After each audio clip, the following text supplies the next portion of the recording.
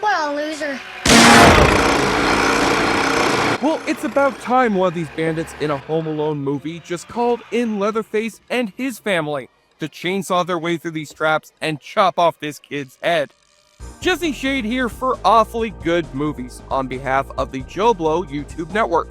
And as we celebrate 35 years of the Christmas comedy classic Home Alone and its equally classic sequel Lost in New York, both of which made a generational icon out of Macaulay Culkin, we must also acknowledge the many Culkin-free sequels that followed in its wake, which had no involvement from screenwriter John Hughes or director Chris Columbus, and would usually go to TV or streaming. That is, with the exception of Home Alone 3, which was written and produced by Mr. Hughes himself, and would hit theaters during the holidays of 1997, only 1 week before a little film called Titanic would wipe it from the face of the earth. With Kevin McCallister now replaced by another wisecracking 8-year-old who was left home alone by his parents with the chicken pox after the holidays, and now must fend off a gang of internationally wanted terrorists who want back the $100 million microchip that they have hidden inside the toy RC car this boy got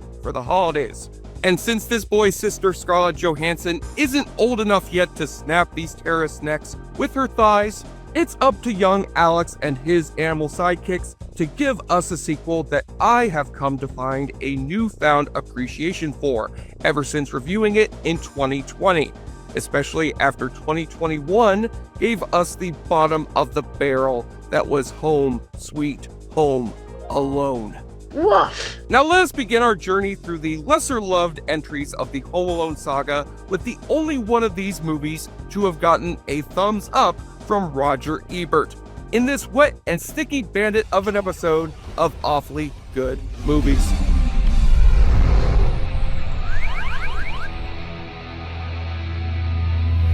Not even a pesky pandemic can stop us from partaking once more in the joy and magic of the Christmas season.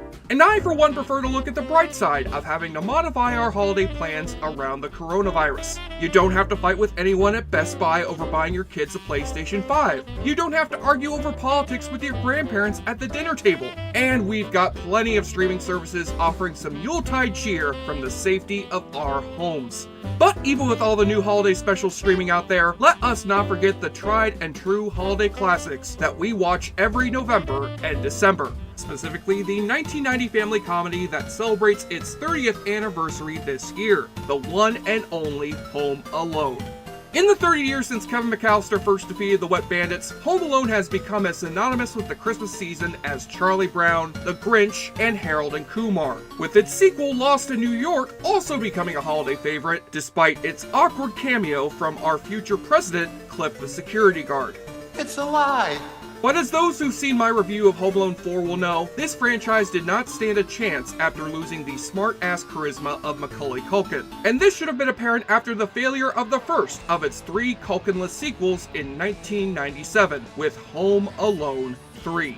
When screenwriter John Hughes and director Chris Columbus were developing the second Home Alone, they were planning on also filming a third Home Alone at the same time. But after those plans fell through, Hughes would revive the idea for a third Home Alone a few years later. And with the now teenage Macaulay Culkin growing tired of acting and deciding to focus on high school, Hughes now had to write Home Alone 3 around a new wisecracking little kid fending off a new band of bumbling thieves while being left home alone. And with Chris Columbus being replaced in the director's chair by the editor of the first 2 movies, Raja Gosnell, it's safe to say that the future director of The Smurfs 2 and Show Dogs was not up to the task, as Home Alone 3 would be given a nail through the foot by the critics and have its hair burnt off by low box office, with John Hughes more or less retiring from the movie business afterwards, and the future Home Alone movies heading straight to TV. But after having spent the last couple of Christmases suffering through 2 abysmal sequels to classic John Hughes Christmas comedies, I shall find out if John Hughes himself had left this series behind on a somewhat higher note. And although other certain YouTube critics might be able to book Macaulay Culkin himself for their Home Alone reviews, Awfully Good Movies will do them one better with our special guest for this Home Alone 3 review, the cremated ashes of the late John Hurd. Mr. Hurd, it is an honor having you on my show. I can't believe my luck. Oh, no! killed John Hurd! Again! Look what you did, you little jerk! Guys, I'm drinking booze and watching a rubbish movie. You better come out and stop me before we put the wet in Wet Bandits by playing the awfully good drinking game. Take a double shot for the one and only time you're gonna hear the classic Home Alone theme by John Williams over the opening title card, as we open our film not in the suburbs of Chicago, but rather the exotic metropolis of Hong Kong, where the head of a North Korean terrorist group is ordering a spy named Peter Beaupre to steal a microchip for them that will allow their missiles to go undetected on radar. Not a plan, but the chip itself. Whoever possesses this chip could dominate the entire region. Oh, I'm sorry. I believe I've made a mistake. This must be the opening to the James Bond holiday special, because it sure as hell doesn't feel like the opening to a Home Alone movie. Unless, of course, this movie will involve the government enlisting Kevin McCallister's tactical mastery of traps to save the world from nuclear annihilation by throwing a paint can at Kim Jong-un. But no. The actual plot is far stupider than that, as Beaupre and his gang of spies hide this stolen microchip inside of a remote-controlled toy car. We'll slip it right past airport security. I'll take things you'd never be able to do after 9/11 for 500, Alex. And just as the spies get the RC car through airport security, they're held up by some dumbass who forgot to take her jewelry off at the metal detector, while an elderly lady accidentally mistakes the spy's bag for her bag. And you know what? I'm starting to suspect that John Hughes just might have watched Dumb and Dumber right before writing this script. It has to be on a plane.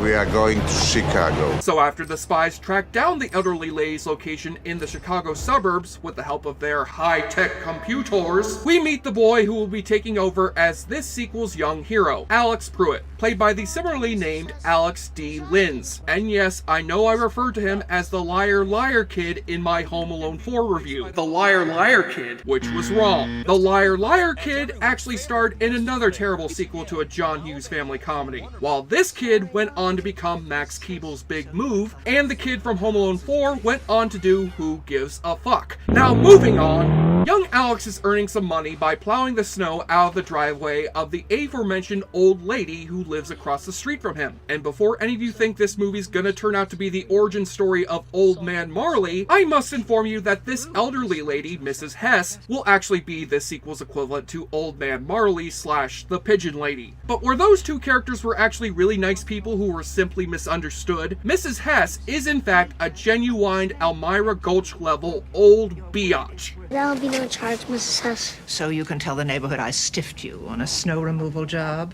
Mm-mm. Silly, inconsiderate boob who took my bag. I left my bread in San Francisco. And while you're still puzzling over that inexplicable reference to a Tony Bennett song, Mrs. Hess pays off Alex with the RC car she mistakenly took at the airport, and the boy heads home to the rest of the fake McCallister family, where not only do Alex's mom and dad look like the alternate universe versions of Catherine O'Hara and John Hurd, but his brother literally has the same spiky haircut and messy room that Buzz McCallister had. And his snarky sister is Scarlett Johansson, the little girl who would later grow up to be the star of such classics as The Nanny Diaries, The Spirit, and We Bought a Zoo? Why the hell couldn't we have a 12-year-old Black Widow dispensing with these bad guys instead? When Alex decides to investigate the itch that's been developing on his chest, the boy discovers he's come down with a disease that hits most kids sooner or later: body herpes, or as it's better known, the chicken pox. Alex slammed the toilet seat down on his thing again. I gotta go. My kid slammed the toilet seat on this thing again. Mother of God, Mr. Toilet Man has struck once again! I need that baby! So now Alex must stay home from school the next few days while his mother works from home to take care of her sick son. And while the concepts of quarantining yourself with the disease and working from home are well familiar to us in the year of 2020, I'm not as familiar with the idea of a Home Alone movie that apparently does not revolve around Christmas. Because even though Home Alone 1 and 2 are synonymous with the holidays, John Hughes has decided that the third Home Alone should instead take place right after Christmas, as evidenced by the decorations that are still visible on the houses and the casual references to Christmas in the dialogue. Christmas trees. Not this Christmas, but last Christmas. They invite me into their house for a holiday eggnog? Well, of course not. Now, I'm not saying that a movie franchise which originally revolved around the holidays can't successfully work without the Christmas angle. It certainly worked for Die Hard 3 and Gremlins 2, of which Home Alone 3 happens to share a cast member. However, the posters for Home Alone 3 specifically touted its release date of Christmas. Don't get people's hopes up for another Christmas-related Home Alone movie when it hardly involves Christmas at all. Or better yet, don't fucking make another Home Alone movie. Just save us all some trouble. And while Kevin was left home alone after wishing for his family to disappear, Alex Pruitt is left home alone through the far less dramatic device of his mother having to go to her office for a few hours to prepare a big presentation. I'll be gone an hour at the very most. What do I do if there's a tornado? They don't happen in winter. Social unrest? Oh wait, social unrest? What the hell is this kid planning on? Holy shit, he's found a sniper rifle under his brother's bed? This kid is gonna go out and pull a Charles Whitman out on the streets of Chicago. Forget all those jokes about Kevin McCallister growing up to become the Jigsaw Killer, because this kid is well on his way to becoming the fucking Joker. Gotcha. Actually, Alex passes the time by using his telescope to survey his next-door neighbors, alongside his pet mouse, Doris, while wearing a Darth Vader helmet in the hopes of being that little shit Jake Lloyd for that Anakin Skywalker role. And Alex finds Beaupre breaking into a house across the street looking for the toy car, as his fellow spies walk on the streets looking out for any authorities. And after Alex calls the cops on them, Beaupre and his cohorts make their getaway.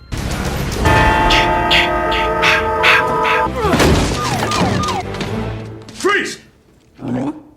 Guys, you do realize this is the John Wick residence, right? Don't even think about it! So after Alex receives a stern lecture from Officer the janitor from Scrubs, his mother decides to finally call up a babysitter. No, of course she doesn't. She leaves Alex home alone again the next day, while Alex's dad heads off to the airport for a business trip. Dad, got your wallet? Yeah, it's in my pocket. Where's your pocket? Oh, what's the big deal with coming into work without your pants on? Christopher Reeve's son did it on Good Morning America, and he got to keep his job. Jeffrey Toobin, on the other hand, not so much. And just like fucking clockwork, Alex uses his telescope to find Beaupre breaking into another house, again. He calls the cops on them just as they disappear, again. And his parents come home to find their son has called in another false alarm. Are we sure this is a sequel to Home Alone and not fucking Groundhog Day? This is the second time in 2 days that you've called the police. It's a very serious matter when a person calls the police. By the way, my favorite band of all time is The Police. And my favorite song of all time is NWA's Fuck the Police. I'm sorry, son. I have a medical condition that forces me to end all my sentences with the words, The Police. And it's called diabetes. Now, although most of John Hughes' scripts during the 90s were just different variations on the Home Alone formula, you would hope that Hughes would put a little more work into his final script for an actual Home Alone movie, especially since he has a whole new cast of characters to make the audience invest in. But I don't give a single damn about any of these people. And the problems start at the top with our new child hero, Alex D. Linz. This kid may be likable enough and a decent enough actor for his age, but he's just a run-of-the-mill 8-year-old boy who would be better suited voicing Linus on a Charlie Brown special. I didn't recognize anybody but the dog. He looked just like Johnny Allen's dog, so I called the police. I can't believe him setting up ingenious traps like I could with Kevin McCallister, let alone setting up a video surveillance system attached to the back of his RC car. Sure, an 8-year-old would be able to do this nowadays with just a drone, but using a VHS camera that broadcasts through a rickety analog TV back in 1997? I don't think so.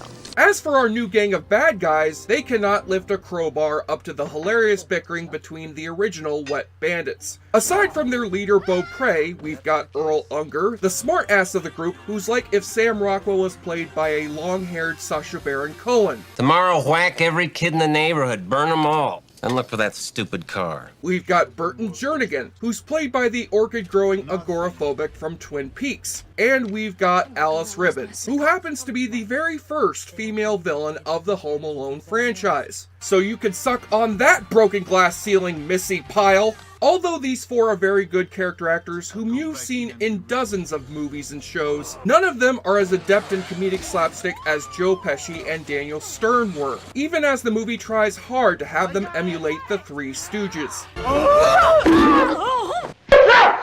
I'm heading to war. And while it made sense that two low-level thieves like Harry and Marv were complete morons in dealing with this kid, these spies are awfully moronic for some alleged masters of espionage. Whether it's being unable to spot an RC car jumping over their heads, being distracted by a TV which is playing the third installment of the Angels with Filthy Souls franchise, Angels with Filthy Souls presents Hobbs and Shaw, or mistaking the voice of a parrot for that of a woman, when Alex uses his brother's wisecracking talking parrot to pose as his mother over the phone. Hello, this is Karen. Hi, how's it going? Oh no, the mother's name is Karen? Well, no wonder her son loves to call the police so much. Like mother, like son. Let me speak to your manager. Ah! So after Alex discovers the microchip inside of his toy car, and the spies discover the boy's identity and address, the time has come for Alex to give himself an inspirational pep talk before facing off against the bad guys. Just like Kevin did in Home Alone, because that's how sequel. So what do I do? If that means hide, you're wrong. If that means fight, you're right. You know what? If you lower the pitch of this kid's voice, this speech would work perfectly as Rambo's final monologue at the end of Last Blood. After all, that movie did owe more than a few debts to Home Alone. They'll understand when I'm done. They'll know I was telling the truth. I'm not gonna cry or feel sad or scared. This is my neighborhood and this is my house. No matter how old they are, no matter how big they are, they can't beat me here. They can't beat me at home. This is Peter McCallister, the father. So now on to our final act, where Alex finally sets up the complex traps that he'll use on the bad guys. And instead of the trap-setting montage being set to John Williams' whimsical yet suspenseful music score, Home Alone 3 uses a generic-as-fuck pop-punk song that sounds like the Kids Bop version of every other alternative rock hit released during the 90s. This is my town. Watch your step if you come around. Put your feet to the canvas. You may inside. Toss! This is my home. You cry a river and drown the whole. Toss! Be ready to see hell.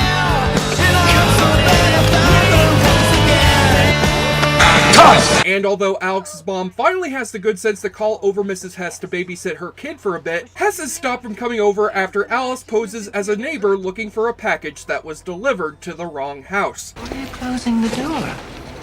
I left my heart in San Francisco. Okay, for real, movie, if you don't stop with the Tony Bennett references, then I'm gonna have Lady Gaga come over on his behalf and kick your ass cheek to ass cheek. As for the traps themselves, they are at least better than the ones which were in Home Alone 4. But that's only because John Hughes has recycled many of these gags verbatim from the last two movies. Someone gets electrocuted so hard that their hair stands up. Two of the thugs have a barbell fall onto their heads. One of them falls through a floor that's had a hole cut into it. We have seen it before. Get out of here, you nosy little pervert, or I'm gonna slap you silly! And now we're seeing it again. Sorry, Charlie. But to his credit, Kevin McCallister would not have gone as far as Alex does when he has one of the baddies' heads meeting the front end of a motherfucking lawnmower. Holiest of shits. Surely that guy's brains ended up splattering over the walls, or he just ends up getting a stupid looking buzz cut. Sure, makes total sense he survived that. And the movie's descent into unfunny cartoon antics rolls on, with the crooks suffering plenty of abuse to both their balls and their assholes, with a couple of toilet-related gags thrown in for good measure. Excuse me, sir, I know Joe Dirt. Joe Dirt happens to be a friend of mine, and you, sir, are no Joe Dirt. This sequel truly feels like the Mega Bloks to the first two movies' Legos, in that they're the cheaper and less fun alternative which you'll quickly grow bored of and never play with again. Meanwhile, Alex's mom is unable to get home right away thanks to a giant snowstorm spreading over Chicago. And this is when the FBI swoops in to inform Mrs. Pruitt that she will be sent to jail for her negligent parenting, while her son is sent to juvie and her daughter is sent to become a top agent for S.H.I.E.L.D. Again, just kidding! We think he intercepted a top-secret electronic device stolen from a Defense Department contractor by a group of international criminals working for a North Korean terrorist organization. And it was upon realizing the stupidity of that line of dialogue that John Hughes stopped writing his screenplay and walked up from his chair to the ocean outside his beachfront home, where he waded into the water and let the tide take him out to the endless sea.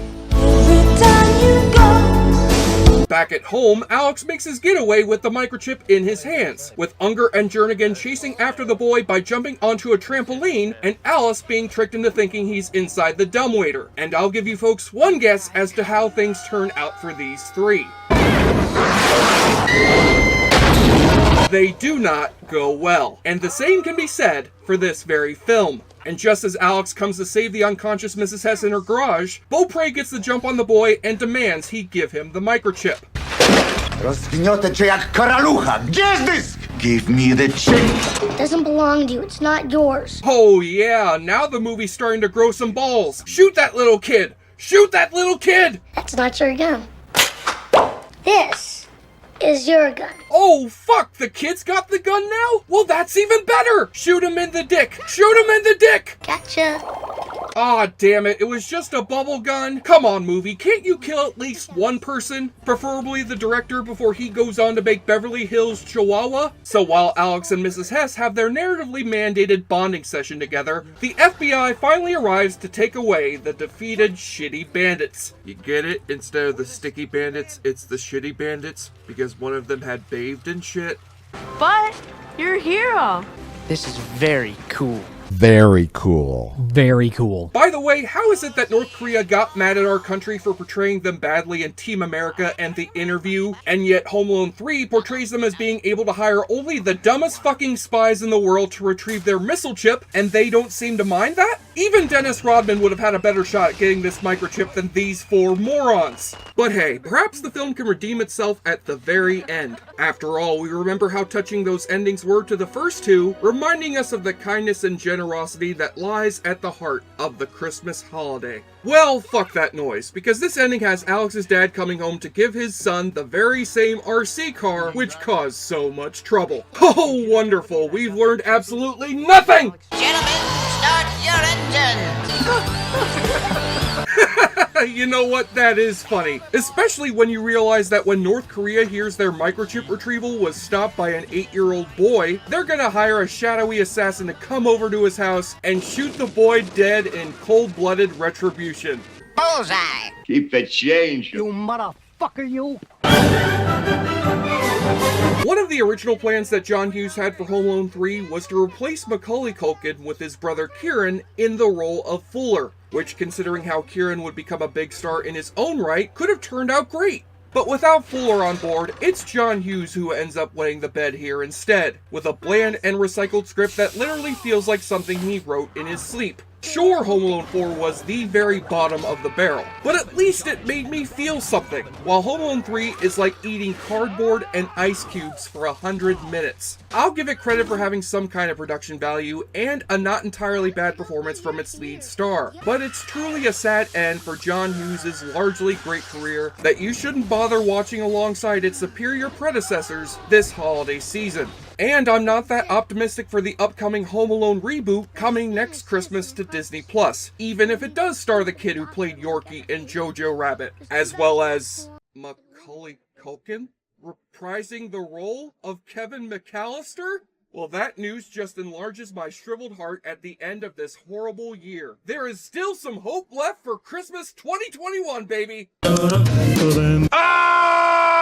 And on the nudity watch, there is a little bit of suggested boobage from a cardboard lady that Alex uses in one of his traps. Also, aside from future hottie Scarlett Johansson, the actress who plays Alice Ribbons, Raya Kilstead, is fairly easy on the eyes. I wouldn't be surprised if she ever auditioned for Catwoman after seeing her impressive gymnastic skills and the strangely erotic way in which she ties Mrs. Hess to a chair. I certainly hope that you're not fond of that little boy across the street. Well, great, now I just want to watch Batman Returns again. Probably because it's a sequel that legitimately has more to do with Christmas than Home Alone 3 does. On the enjoyableness continuum scale from Bowl to Bruce, Home Alone 3 is what the French would call les incompetents. which translates into a less bad John Hughes sequel than Christmas Vacation 2, and travels with John Candy's polka band all the way to a 3 out of 10. Terrible Home Alone sequel? You got it. I'm Jesse Shade for JoBlo.com, and thanks to all of you for watching our show. If you like what you see, please subscribe to the JoBlo Videos channel, tell your friends who like this sort of content, and turn on the bell to receive notifications for all of our newest videos. We are an independent company, and we appreciate all of your support. And don't you worry, my second holiday special for this year will be on a genuine Christmas movie, and it won't be Home Alone 5.